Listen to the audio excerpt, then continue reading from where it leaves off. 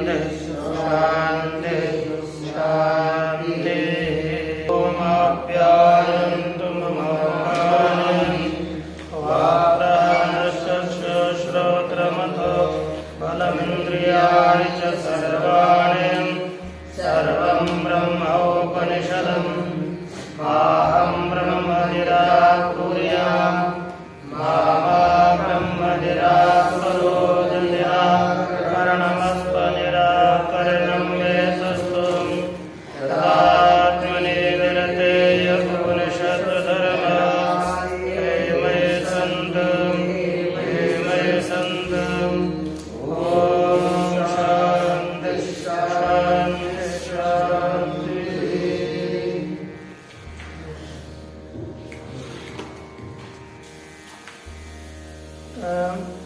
केनोपनिषद का विचार करते समय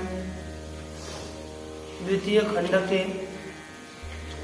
चतुर्थ मंत्र के पद भाष्य का विचार चालू है। पद भाष्य का विचार करना है, इसलिए पहले हम इसका उच्चारण पूर्वक अर्थ देख कर चलते हैं। तो देखिए पहले अवतरणिका इसके अविज्ञातम विजानताम इति अवधृतम।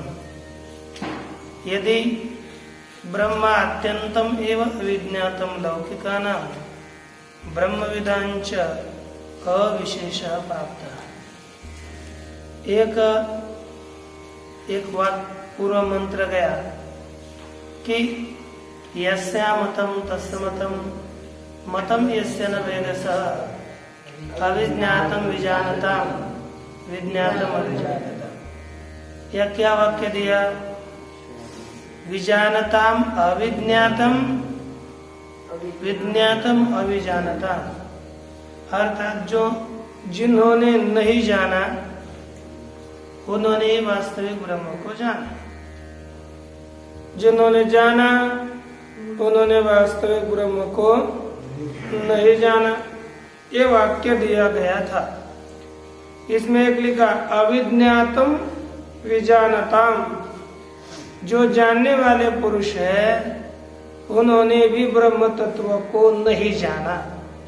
तो इससे क्या शंका हो गई कि कहते हैं यदि ब्रह्म अत्यंतम एवं अविज्ञातम, यदि ब्रह्म अतिशय अविज्ञात ही है, जाना ही नहीं जाता, जानने वालों को भी कहा उसको ब्रह्म अविज्ञात है, और जो जानते ही नहीं हमारे जैसे बिना अज्ञानी है ना, उसका कोई संबंध नहीं, वो तो जानते ही नहीं। जो जानने वाले हैं वे नहीं जानते तो एकदम साधारण मनुष्य है, ये तो जानते ही नहीं है, ये तो निश्चित ही है। इसलिए कहा यदि ब्रह्म अत्यंतम एवं अविज्ञातम, लौकिक है कि नहीं, अतिशय अविज्ञात है, ज्ञात नहीं है, ज्ञान का विषय नहीं होता, तो इधर देखो ना, ब्रह्मवेत्ता पुरुष अर्थात ज्ञानी पुरुष, और दूसरे हैं लौकिक, लौकिका नाम अर्थात सामान्य लोग।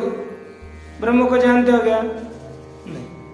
ब्रह्म अभी विज्ञात, ये विजानता अर्थात ब्रह्मविदान, ब्रह्मवेत्ताओं को भी ब्रह्म ज्ञात नहीं है, और लौकिक लोगों को, सामान्य सभी लोगों को भी ब्रह्म ज्ञात नहीं है।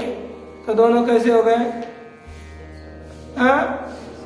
सामान्य हो गए ना, दोनों में सामान्यता प्राप्त हो गई, कोई विशेष नहीं रहा। लौकिका नाम ब्रह्म विदायंच अविशेष प्राप्त, दोनों में विशेष अर्थात भेद, अविशेष अर्थात समानता, दोनों में समानता प्राप्त हुई, दोनों में किसी भी प्रकार तरह का भेद नहीं प्राप्त हुआ, दोनों में भेद नहीं मिला, तो समानता प्राप्त हो गई। तब आगे कहते हैं अविज्ञातम निजानताम इति च परस्पर विरुद्धम। और कहा कि ये कहते हैं दोनों में समानता प्राप्त हो गई, एक दोष आया। दूसरा दोष क्या है एकाग्रता से, ज्यादा एकाग्रता कारण में जाने के लिए मत करिए। विजानता है ना, अविज्ञातम लिखा कि नहीं? अरे तो आपने तो विरुद्ध कहा, और जो जानने वालों को ज्ञान नहीं है। अरे मैं यदि इस यंत्र का ज्ञान जानने वाला हूं तो उसका मुझे आज्ञान नहीं होगा, ज्ञान ही होगा ना। तो यहाँ पर बताए विज्ञातम अभिजानतम, अविज्ञातम विजानतम, जो जानने वाले हैं उनको ब्रह्म कैसा है? अविज्ञात है। यह परस्पर विरुद्ध है। जानने वालों को ज्ञान नहीं है ऐसे थोड़ा होता है, जानने वालों को तो ज्ञान होता है ना। हाँ, जो नहीं जानते उनको ज्ञान नहीं है, ये बताना एक तरह का ठीक है। लेकिन जो जानने वाले हैं उन्हें ब्रह्म तत्व का ज्ञान नहीं, ये बताना अतिशय विरुद्ध है। इसीलिए आपके दो दोष आए, विरोध दोष आया। कथम तो तद ब्रह्म सम्यक विदितम भवति। फिर ये ब्रह्म कैसे सम्यक ज्ञात होगा? या आपने तो कहा इनको अज्ञात है, इनको जानने वालों को अविज्ञात है। तो एक शंका हो रही है, सम्यक ज्ञान हुए बिना ब्रह्मविद ब्रह्मैव भवति, इस न्याय से ब्रह्मवेत्ता ही ब्रह्म होता है। कृते ज्ञानान्न मुक्ते ज्ञानादेव तो कैवल्यम नान्य पंथा विद्यते नाय इत्यादि ज्ञानेवाद सुनिए के उपाय चित के इत्यादि प्रमाणों से हम विचार करें तो ज्ञान के बिना मुक्ति की प्राप्ति नहीं होती। ज्ञान से ही मुक्ति मिलती है, इसलिए ज्ञान होना आवश्यक है। अब ये सम्यक ज्ञान होना चाहिए, तो सम्यक ज्ञान होगा कैसे? कथम तद ब्रह्म सम्यक विदितम भवति, वह ब्रह्म कैसे यथार्थ अर्थ से ज्ञात होगा? इति एवं ऐसी शंका हुई। इस शंका के निवृत्ति के लिए, इस शंका के उत्तर में श्री श्रुति भगवती कहती है, प्रतिबोध विदितं मतम् अमृतत्वं हि विन्दते आत्मना विन्दते वीर्यम् विद्यया विन्दते मृतम् यह चतुर्थ मंत्र आत्मज्ञान कैसे होगा? इस तरह की साधना करने से होगा। क्या करना है? प्रतिबोध विदितम मतम, यह कारण है। प्रतिबोध विदितम क्या है? एक यह शब्द है बोध।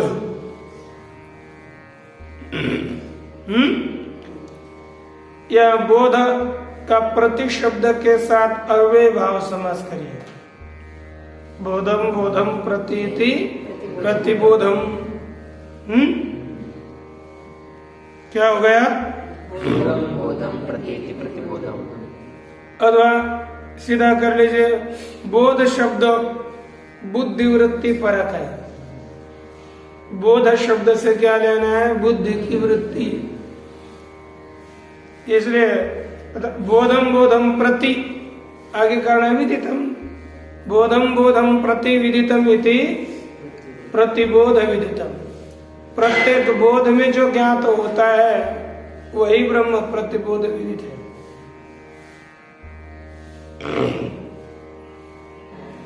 यानी क्या होता है? अपने को जितनी वृत्तियां होती हैं, क्षणों क्षणों में अनेक वृत्तियां बदलती रहती हैं। उन वृत्तियों को प्रकाशित करने वाला जो है, क्योंकि ये वृत्ति तो अंतःकरण में बनी है, उस वृत्ति का ज्ञाता प्रकाशक कोई ना कोई है। इसलिए प्रत्येक बोध में सब बुद्धि वृत्ति के साक्षी रूप से ब्रह्म का ज्ञान होता है। इनका कोई ना कोई प्रकाश तो होना चाहिए ना। जड़ है तो वृत्तियां जड़ है, इन वृत्तियों का प्रकाशक जो है वही ब्रह्म है। तो हमको प्रत्येक वृत्तियों का अनुसंधान करना पड़ेगा। प्रत्येक वृत्ति के अनुसंधान काल में उस वृत्ति का प्रकाशक कौन है? मैं वही हूं, मैं वही हूं। अर्थात यदि वृत्तियां हैं उनका प्रकाशक अलग है तो है कौन? मैं ही हूं ना। उसका निश्चय करना, प्रत्येक ज्ञान के साक्षी चैतन्य का निश्चय करना आत्म रूप से, वही इसी से ही प्रत्येक बोध में ही यह आत्मा ज्ञात होता है। इसका फल होगा अमृतत्वम ही विन्दते। इस आत्मज्ञान से अमृतत्व की प्राप्ति होती है। किसकी प्राप्ति होती है?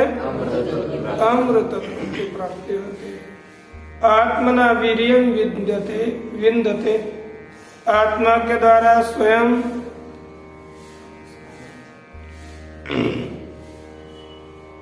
स्वयं क्या करेगा? वीर्य को प्राप्त करेगा। वीर्य अर्थात सामर्थ्य। कौन सा सामर्थ्य? श्री गुरु के द्वारा, क्योंकि स्वयं ही हम श्री गुरु के शरण जाएंगे, साधना करेंगे, तत्पश्चात विद्या रूपी सामर्थ्य प्राप्त होगा। इससे कौन सा होगा? विचार करेंगे तो अन्य सामर्थ्य तो खाने पीने से मिल ही जाता है, उसकी कोई आवश्यकता नहीं है कि किसी का उपदेश की आवश्यकता हो, वो स्वयं होता है। इसलिए वह सामर्थ्य कौन सा प्राप्त होता है? विद्यारूप सामर्थ्य। गुरुपदिष्टा विद्यारूप सामर्थ्यम। वो कैसा हो? अविद्या की निवृत्ति का कारण। अविद्या निवृत्ति कारणम सामर्थ्यम किम भवति? विद्यते प्राप्नोति इत्यर्थ, प्राप्त करता है। और विद्या विन्दते अमृतम। विद्या के द्वारा, ज्ञान के द्वारा अमृतत्व की प्राप्ति होती है। अमृत क्या चीज है? ये क्या? जन्म मरण रहित, सर्व जन्म से मरण से रहित, सभी का अधिष्ठान रूप जो आत्मा है, उस आत्मरूप अमृतत्व को प्राप्त कर लेता है। ठीक है ना? इस तरह से साधन से साध्य का निरूपण इस मंत्र में किया गया। अब भाष्य देखिए आगे। प्रतिबोध विदितम।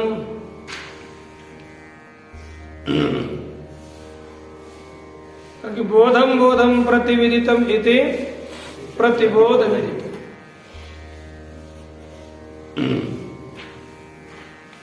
यहाँ पर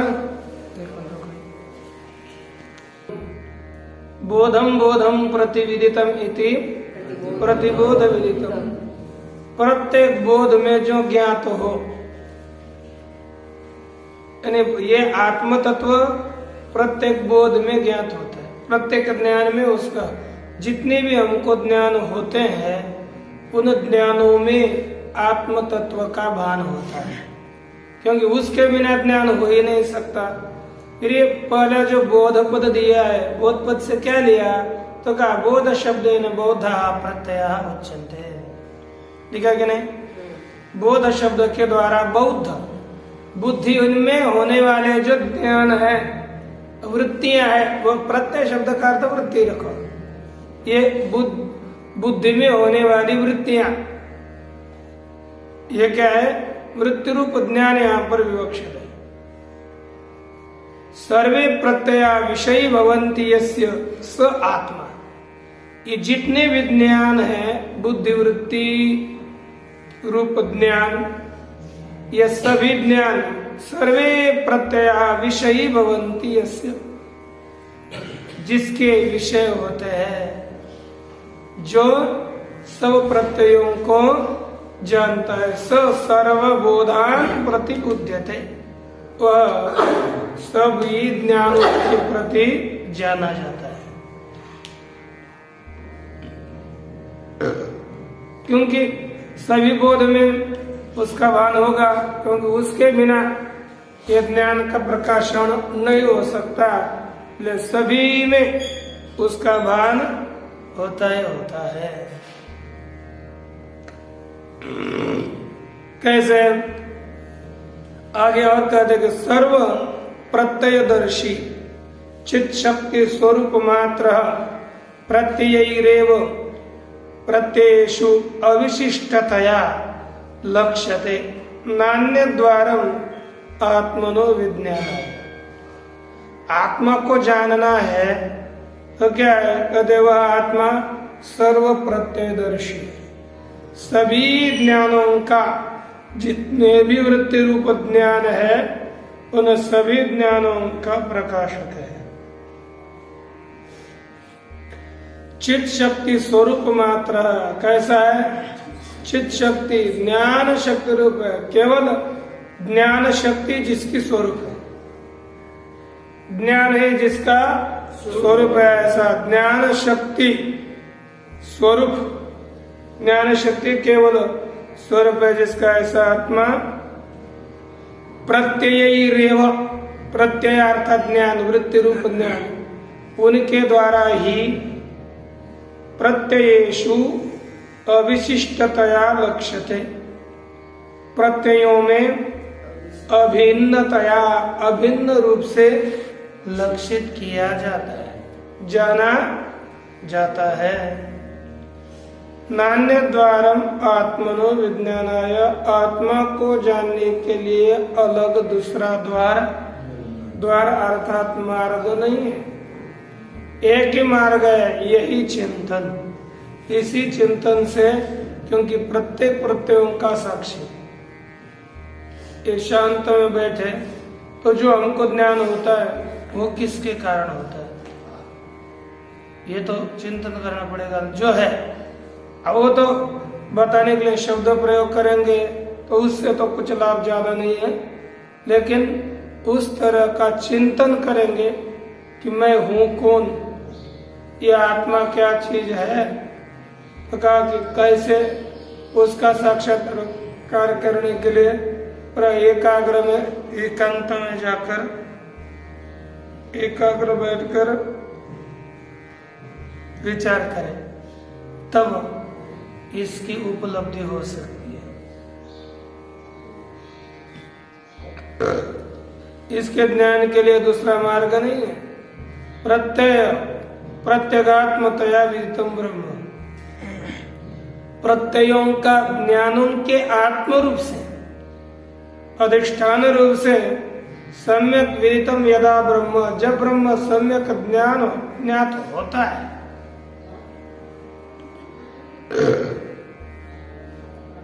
तदा तन्मतम, उस काल में वह ब्रह्म सम्यक मत है, सम्यक दर्शन, तत्सम्यक दर्शनम, वही उसका यथार्थ ज्ञान है।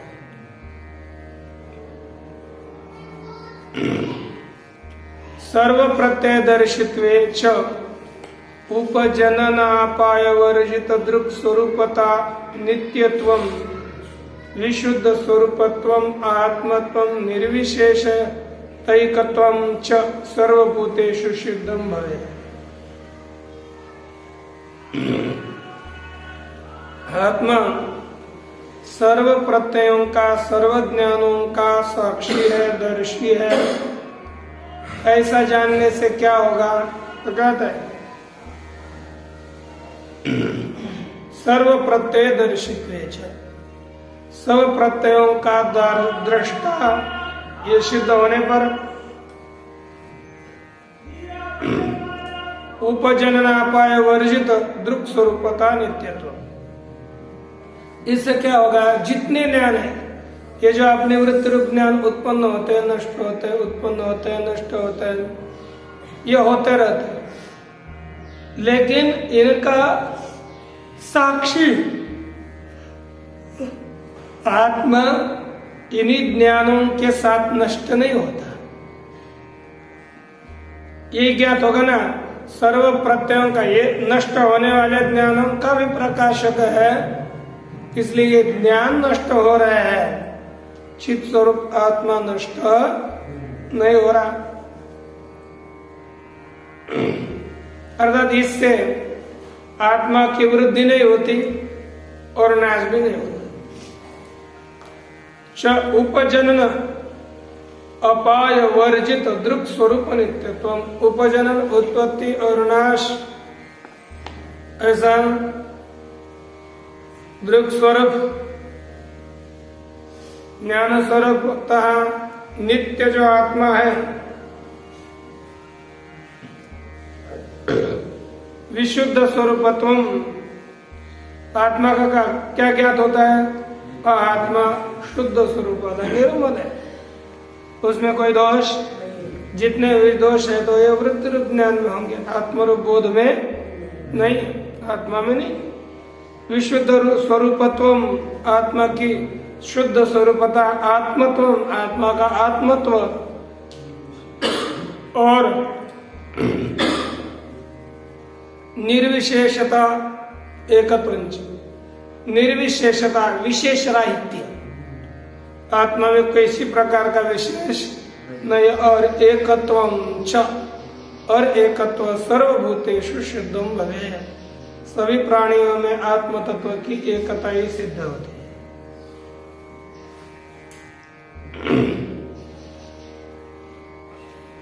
लक्षण भेदाभावात् योम्नयो घटगिरि गुहादिषु,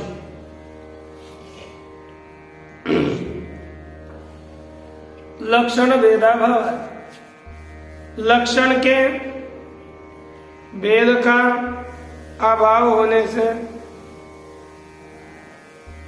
यह आत्मा सभी जगह, लक्षण अर्थात उसका स्वरूप, उसका भेद नहीं है। जैसे सभी जगह पर आकाश, घट, मठ इत्यादि हजारों पदार्थों में, उसमें आत्मा के लक्षण का, आत्मा का लक्षण भिन्न नहीं। लक्षण में लक्षण के भेदों का अभाव होने से, स्वरूपता भेद का अभाव होने से, जैसे व्योमना आकाश का घट, गिरि, गुआदियों में भेद प्रतीत होता है, लेकिन उसमें स्वरूप के भेद का अभाव होने से उसमें स्वरूपता भेद नहीं, इसलिए वह एक है। विदिता अविदिताभ्याम अन्य ब्रह्म इति आगम वाक्यार्थ, पीछे बताया था ब्रह्म किससे अलग है? विदित से भी और अविदित से भी अलग है, यही इस वाक्य का अर्थ।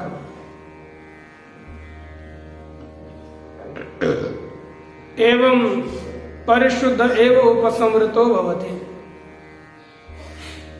इस तरह परिशुद्ध अतिशय शुद्ध जो आत्म तत्व है उसका ही उपसंहार किया हुआ सा होता है, उसी का ये उपसंवृता, यानी शिल्लक कौन रहता है, बाकी कौन रहता है। इस तरह अतिशय शुद्ध आत्म तत्व ही उपसंवृत अवशिष्ट रहता है। शोधन कर किसका उपसंहार हो जाता है? अतिशय शुद्ध आत्म तत्व का ही उपसंहार होता है। दृष्टि दृष्टा श्रुते श्रोता मंदिर मता विज्ञातिर्विज्ञाता इति श्रुत्यंतरम, दृष्टि का दृष्टा, श्रुति का श्रोता, कर्ण का कर्ण, मति का मत, मनन का मनन और बुद्धि का ज्ञान का ज्ञान।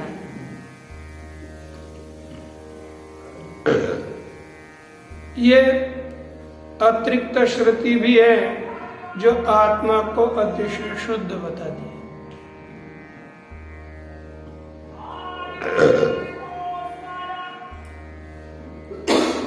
यदा पुनर्बोध क्रिया करता इति बोध क्रिया लक्षणेन तत्कर्तारं विजानाति। यदा कहते जब, यदा पुनः बोध क्रिया करता इति, जब वह बोध क्रिया का करता है, ज्ञान का करता है, तब बोध क्रिया लक्षणेन,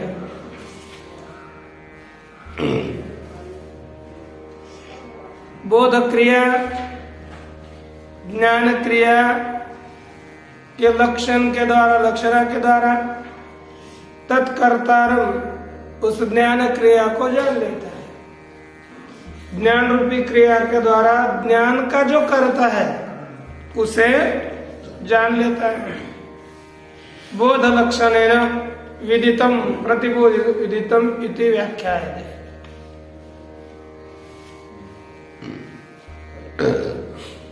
बोध के बोध रूप से, कैसे बोध रूप से प्रतिबोध विदितम इति, प्रत्येक बोध में आत्म तत्व ज्ञात है, इति व्याख्यायते, ऐसा व्याख्यान किया जाता है। यथा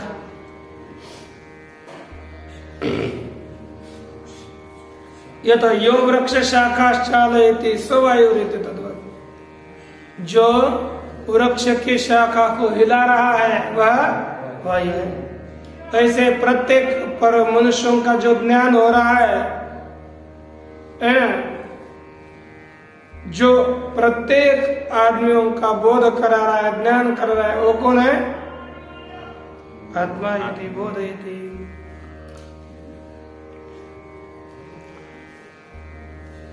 तदा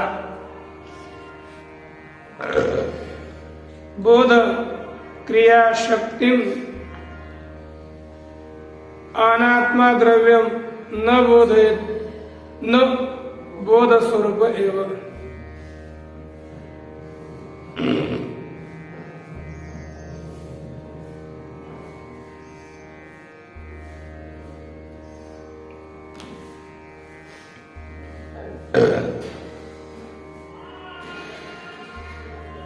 यदि बोध लक्षण के द्वारा विदित हो तो, यानी बोध के लक्षण के द्वारा, जैसे जो वृक्ष को चलाता है वो वायु है, ऐसे जो बोध कराता है वह आत्मा है। तब कहते बोध क्रिया शक्तिमान आत्मा द्रव्यम न बोध स्वरूप। तब क्या होगा? बोध क्रिया शक्ति वाला जो आत्मा होगा वह द्रव्य सिद्ध होगा।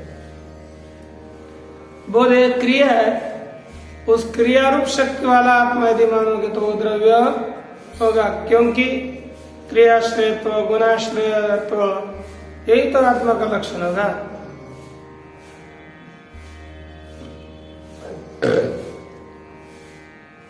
न बोध स्वरूप एवं, आत्मा का बोध रूप, आत्मा की बोध रूपता सिद्ध नहीं होगी। बोधस्तु जायते विनश्यति, क्योंकि बोध उत्पन्न होता है और नष्ट होता है। यदा बोध जायते तदा बोध क्रिया सविशेष। जब बोध उत्पन्न होता है तब आत्मा ज्ञानवान हो गया विशेष, और जब बोध उत्पन्न नहीं होता तब केवल द्रव्य। न्याय के मत की तरह यही सिद्ध होगा। यदा बोधो नश्यति तथा नष्ट बोध द्रव्य मात्र निर्विशेष। जब बोध नष्ट होता है तब केवल निर्विशेष विशेष रहित एक अकेला बोध रूप केवल कैसा रहता है? द्रव्य मात्र, जड़ रूप द्रव्य। क्योंकि न्याय मत में आत्मा में ज्ञान गुण उत्पन्न होता है और वह नष्ट भी होता है। इसीलिए इसमें जब बोध क्रिया उत्पन्न होती है तब आत्मा ज्ञानवान, बोध क्रिया मन सिद्ध होगा। और जब बोध उत्पन्न नहीं होता तब केवल द्रव्य जड़ रूप न्याय से मानते हैं। आत्मा में आत्मा का ज्ञान गुण है, और जब तक रहता है तब तक रहता है, बाद में नष्ट होगा तब मुक्ति हो जाती है।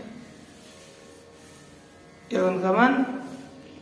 तत्र एवं सति विक्रियात्मक सावयव अनित्य अशुद्ध इत्यादय दोष परिवर्तन न शक्य।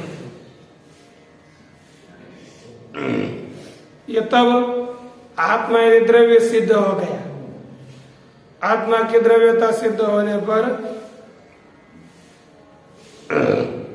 विक्रियात्मक, उस आत्मा में कैसी स्थिति सिद्ध होगी? विकारवान होगा, सवयव होगा, अनित्य अशुद्ध इत्यादि दोष आत्मा में आ जाएंगे, उसका परिहार नहीं किया जा सकेगा।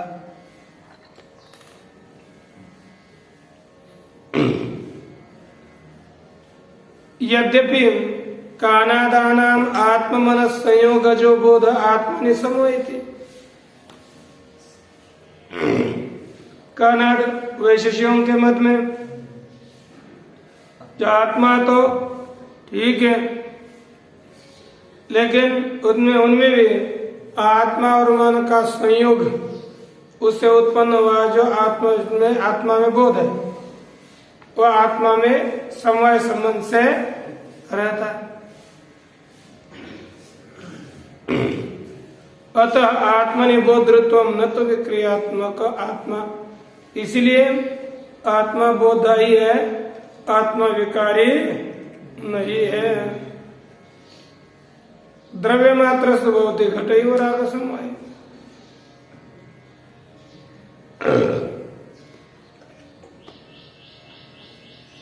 द्रव्य मात्र तो हो जाएगा, क्रियात्मक नहीं है, लेकिन द्रव्य तो मानना पड़ेगा।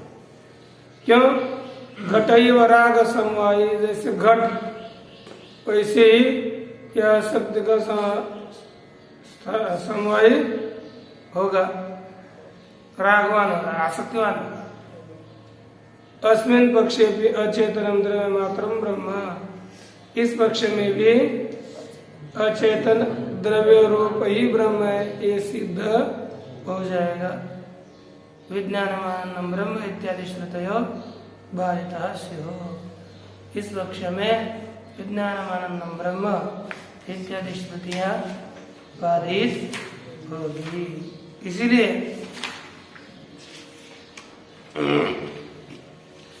यहाँ पर इनके मत में आत्मा क्रियावान मानो, गुणवान मानो बोलो तो भी यहाँ पर क्या सिद्ध होगा? श्रुतियों का बाद हो जाए, ये बाद न हो जाए, इसलिए आगे कुछ साधन होते हैं।